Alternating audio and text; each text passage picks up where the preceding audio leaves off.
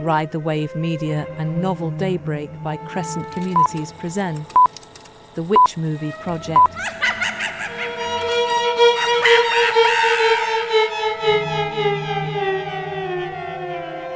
Oh yes, the violin, the witch laughing. It's that time again, Courtney. The Witch Movie Project. Here we are for a Here we are. episode. It's a bonus episode though, because we just had our amazing episode with the anime classics. Kiki, gotta love Kiki. Kiki's Delivery Service and Howl'S Moving Castle. Howl's Moving Castle. And Spirited Away. I mean, for all the people who are into anime, these are the epitome of everyone's favorites. Like, they're literally still printing t-shirts with this. they are. And this is Artwork. how big it is. This is how big it is. And this is why we're having this bonus episode, is because I ran into Ryan Bartley. She's a voice actress. She's an anime queen. She's been in over 170 anime or video games. There's 172, 173. It's 170. She's getting jobs right now as we speak, I think. Right. Still working. Right. She's still going. But listen, I caught up with her at Phoenix in Salt Lake City, and I this is why we're having this bonus, because the conversation took a turn when you'll see this when she brings up Miyazaki. She brought up Miyazaki, and I pounced. Let's get to bow down to Miyazaki. We are not worthy. We are not Let's do what worthy. me and Ryan talked about. All right, thanks, guys. We're here with Ryan Bartley. Now, if you don't know who she is, you have played. You know what? How many roles have you been in? I don't even know. I actually do not know. It's honestly incredible. Like, I've seen your list of movies, and it's like every anime made in the last, 3-4 years? Thank you. You're so sweet. Thank you. But you're very good at what you do. You play a lot of these characters. Do you really enjoy anime? I do. I love anime. I didn't grow up watching a ton of it, but I was always a big Pokemon fan. And I was a massive Hello Kitty fan growing up. That's not really anime, but anime adjacent.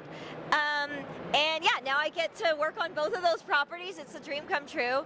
But yeah, I'm just super grateful. And I was always a big fan of Miyazaki movies. Miyazaki. Love Now, them. like Princess Mononoke. Yeah. That's Miyazaki, right? Yeah.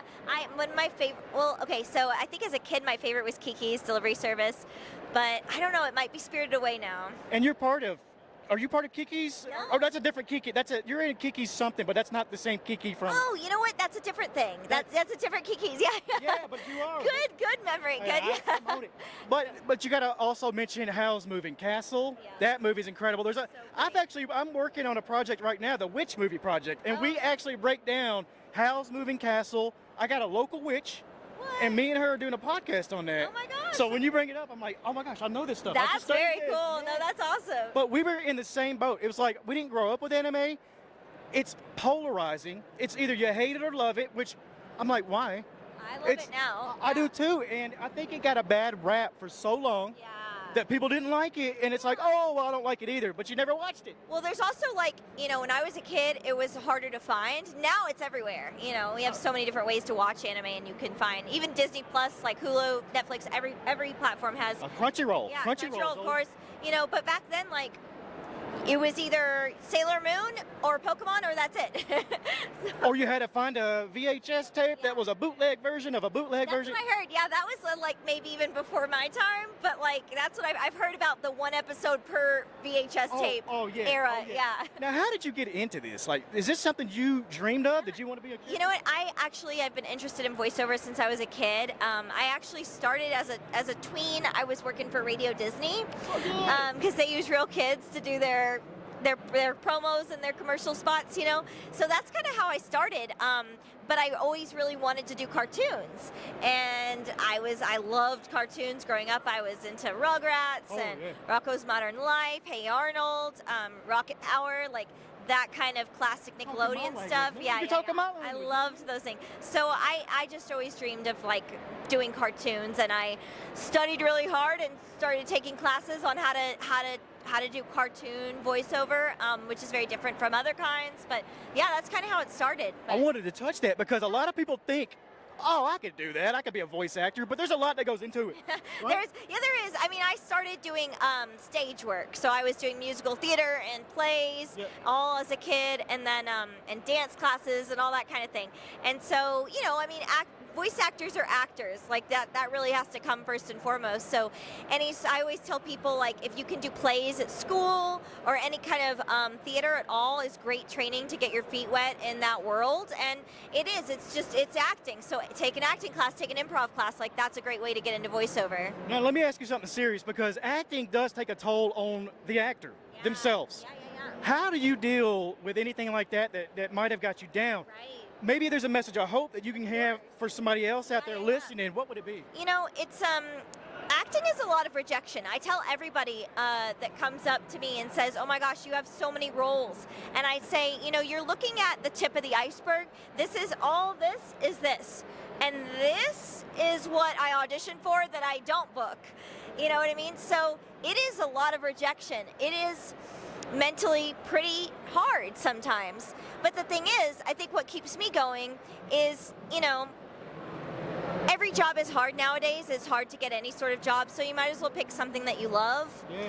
You only live once. You know, life is very precious. We only have such a tiny amount of time on this earth.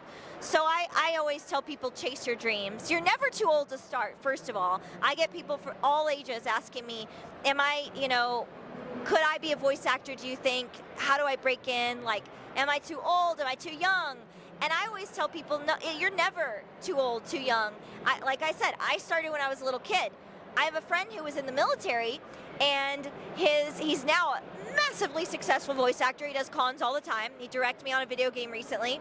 And he was in the military. This is his second career.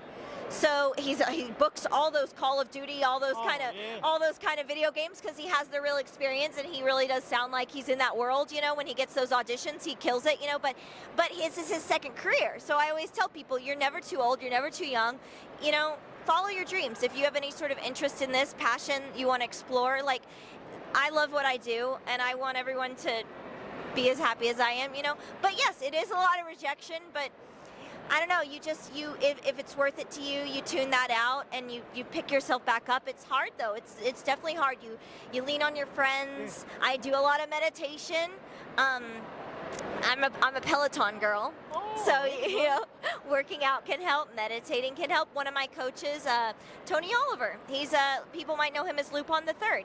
He was also one of my voiceover teachers and directs me. He directed the Hunter x Hunter dub. He directs a bunch of stuff. He tells people, you know, if you're religious, prayer can help. You know, there's so many different things that people can turn to help them in those dark times. But you know, you find what works for you, and you just keep fighting, and you never give up. You know, Realize there's tomorrow. There's always a tomorrow. There is. The sun is always going to come back out. The world's going to keep spinning. You know, and it's a hard time to do anything. It's a hard world to live in right now, and it's stressful, and there's just so much going on. But you know, the convention world is a safe spot, is a safe place. We're all family here. You know, I want to get into that because a lot of people here, these are the outcasts. Yeah. These are the nerds, which used to be a derogatory term. Yeah. Not anymore. I'll say I'm a nerd and I'll fight anybody that wants to go against it. You know? No, nerds are cool. They Nerds are cool. are. No, but we're such a family here. Like, we don't laugh at anyone. This is an inclusive community. We're here to have fun.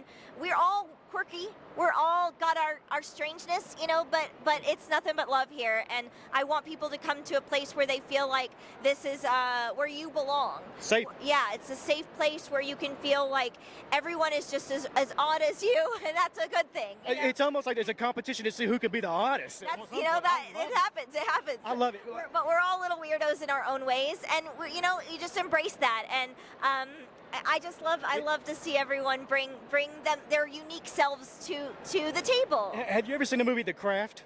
Oh yeah, with the witches? Yes. Yeah. Do you remember what they get off a bus and the guy tells them, "Look out for these weirdos," and she looks at him and says, "We are the weirdos, mister." Yeah. What? That's very relevant right here, right? So We true. are the weirdos, and we're proud of it. That's true. Let me ask you, let me get out on a happy note. what do you have coming out now? You got a video game? You got a what's big? What are you looking forward to? Talk about? What can I talk about? That's the first question. What can you actually talk about without getting in trouble? I know, I have to shuffle through my brain, like what is out? Be What's careful. been announced? I know I have to be careful. I will say I played a lot of people don't know this. I play the little Ghostbusters. I'll show you. In the Frozen Empire? Yes, in Frozen Empire. They're these little guys. You remember the little I do. the little mini Stuff- puffs? stuff- Little stuff- they're stuff- called mini puffs. Mini That's their Puffs? official name. Yeah. That was you? Yeah. Well, it's not just me. There's a bunch of us that did it for this movie. A group of us did it, but I'm one of them. That's gotta be fun. And this is now streaming, I think, on Netflix. Netflix, Yeah, and is also on Blu-ray as of pretty recently. So I'll give a shout out to Ghostbusters: Frozen Empire. I love that. We actually talked to Ernie Hudson, and he said he had so much fun making that movie. He hopes there's another one. Oh yay! No, that's great to hear. Would you be a part of another one? Oh my gosh, yes, in a heartbeat. It was so fun. No, I Call her. the little mini puffs. They're so cute. No, we had a blast working on that. Call her for the next one, and I want my agent fee. I want a little. There you go. Get out. Thank you so much. No, thank you Yes. guys. Well, thank you guys. Ryan, I mean, really, thank you so much for having that conversation with me. I went in there not really expecting that. Really, I was with Promise to Live. PromiseToLive.org is your suicide prevention, suicide awareness organization. I went into FanX, being a part of that, being a part of Ride the Wave, and we were looking for messages of hope. That's why she gave us a message of hope there. But the Miyazaki conversation leading into the anime convo and all that, I mean, that was incredible. Like she That was just kismet, all at the right place at the right time, and the right conversation was happening. It really was. And she's incredible. She really is an anime queen. Like I wasn't kidding about her being on 170 plus different voice actor roles in Kiki'S, Hello Kitty, Demon Slayer. She even talked about that in the interview. She's like, I have been a part of my childhood fantasies. Like this is what a career. I mean, man, I would love to be doing voiceover work or something like that. I always thought when I was a kid I was going to grow up and be an actress, and I was going to do this. I thought I'd be on SNL. Honestly, I wanted to be the next Kristen Wiig before Kristen Wiig, right? It's not too late, Courtney. You still So maybe that's in my future, but you still got a chance. Listen, what a career she's had. It is, and I don't think I did it on air, but I actually off air, I did invite Ryan to the event, October 26th. Novel Daybreak by Courtney Communities presents the Witch Movie Project live podcast taping and movie screening and costume contest. Oh, wouldn't that be amazing? Oh man, I invited her. I said, hey, come on out. So I mean, she probably It'd be amazing if she came. And talk about a message for hope. I mean, when we talk about these two movies that we did, well, 3 movies, 2 movies, 3 movies, and a lot of those movies that she did voices for, that's a lot of hopeful messages when you talk about messages of hope. And I hope people get like that from watching those movies, is that loved feeling. Absolutely. And if anybody out there, if you're going through something out there, go to promisetolive.org. That's promise, the number 2, live.org. You can make the promise today. It only takes a couple seconds. Really, if you're going through something out there, remember you're not alone, and just ask for some help. Ask for some help. Until then, we'll see you guys next week.